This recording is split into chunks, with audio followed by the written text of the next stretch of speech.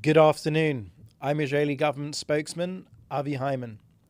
Today is day 234 of the October 7th war, and our war aims remain the same. Destroy Hamas, free the 125 hostages, and ensure Gaza does not pose a threat to Israel. We'll begin with an update on IDF casualties. Since the outset of the October 7th massacre, IDF fatalities have unfortunately risen to 636. Staff Sergeant Bezalel Tzvi Kovac was 20 years old from Jerusalem. He died of his wounds after a battle in the northern Gaza Strip. Staff Sergeant Sahar Sudai was 20 years old from Tel Aviv and also fell in battle in northern Gaza. May their memories be a blessing. Our hearts go out to all the families of those soldiers killed in action, as well as those who were murdered, taken hostage, and wounded. Yesterday, Hamas terrorists fired 8 rockets from Rafa towards central Israeli cities. Had the Iron Dome not intercepted them, they could have caused mass casualties. The rockets were fired 800 meters away from IDF troops operating in the area. As the IDF troops approached, Hamas fired from within their civilian population, between a mosque and a school. We struck and destroyed the launcher shortly after the launch. This is Hamas's method of carrying out terrorist activities under the cover of their own civilian population against the civilians of the State of Israel. A double war crime. Last night, the IDF targeted 2 Hamas commanders in Rafa, whose hands were drenched in Israeli blood. Yassin Rabia, the Hamas chief of staff in Judea and Samaria, he transferred funds to terror targets and planned Hamas terror attacks throughout Judea and Samaria. Rabin carried out numerous murderous terror attacks himself, including in the years 2001 and 2002, in which IDF soldiers were killed. Khalid Nagar was a senior official in Hamas's Judea and Samaria wing. He directed shooting attacks and transferred funds intended for Hamas terrorist activities in the Gaza Strip. He himself carried out several deadly terror attacks between the years of 2001 and 2003, including the murder of Shuki Harmelech, the husband of Israeli member of Knesset Linor's son Harmelech. Limor was heavily pregnant at the time that Nagar and his group fired at their family car indiscriminately. Shuki, her husband, jumped on top of her and the baby to save them.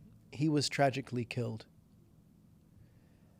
Now, back to the events of last night. According to initial reports, these are initial reports, a fire broke out after the attack, which appears to have taken civilian lives. Civilian casualties are desperately sad, but this is the war Hamas wanted and started. In the north this morning, the Israeli Air Force aircraft struck and eliminated Hezbollah terrorists in southern Lebanon, from where rockets were fired towards northern Israel earlier this morning. In addition, the IAF fighter jet struck Hezbollah military structure also in southern Lebanon. Now an update from Kogat, which coordinates the entry of aid to Gaza. Yesterday, 360 trucks went into Gaza, including 124 aid trucks that arrived to Kerem Shalom from Egypt. 37 pallets airdropped over Gaza. 6 tankers of fuel entered Gaza.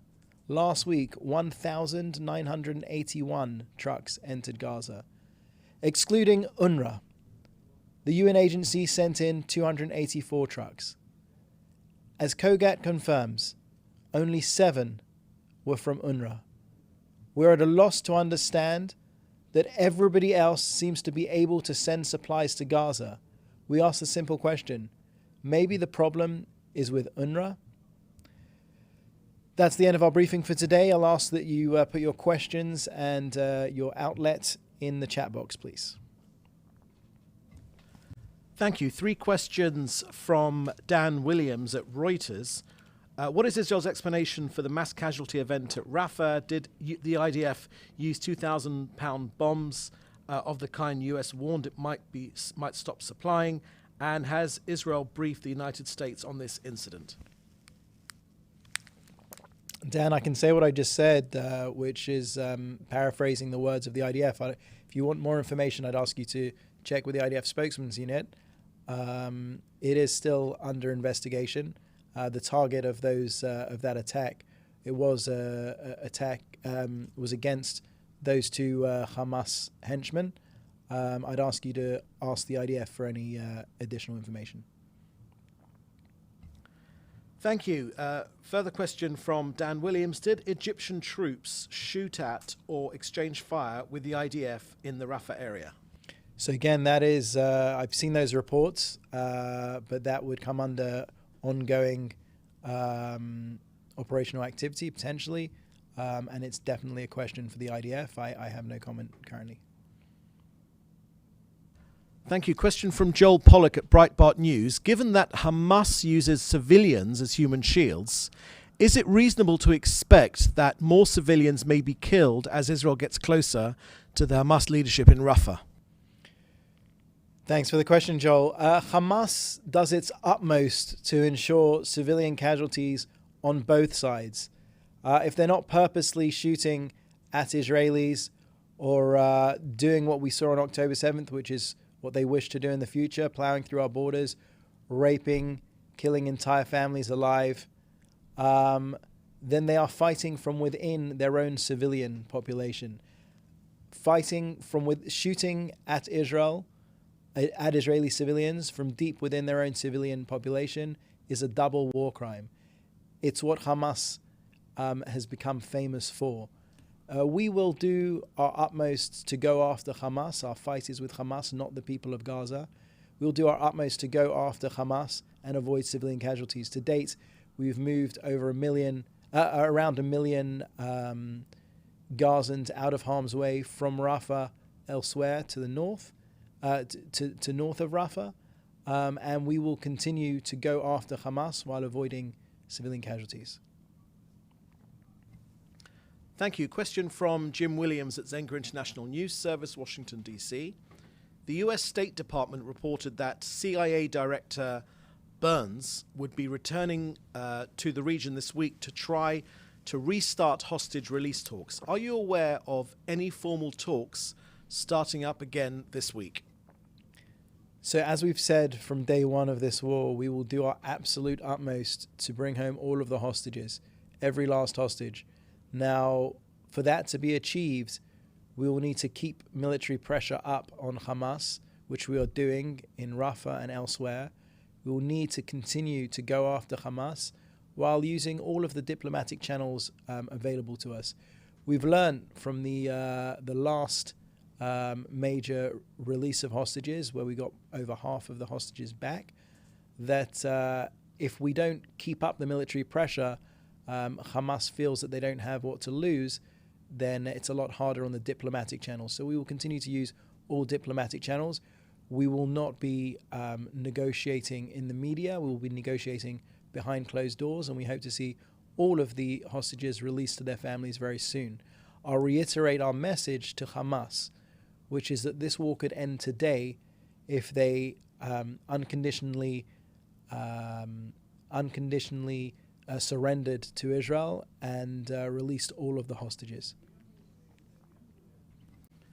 Thank you. Question from Hannah Julian at the Jewish Press.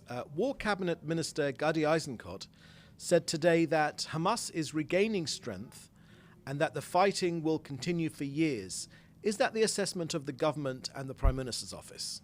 I think the Prime Minister on multiple occasions has made it clear that we have to go after the Hamas battalions, the last 4 of which are in Rafah. We need to smash those battalions so that they are no longer able to be active as a military, as a terror army. We will continue to do that. After which, we'll have to do what the Prime Minister has described as mopping up, meaning going back and taking care of small pockets of Hamas terrorists. I'm not going to comment directly to those reports from Minister Eisenkot. You can obviously ask him what he meant by that. It's unclear to me.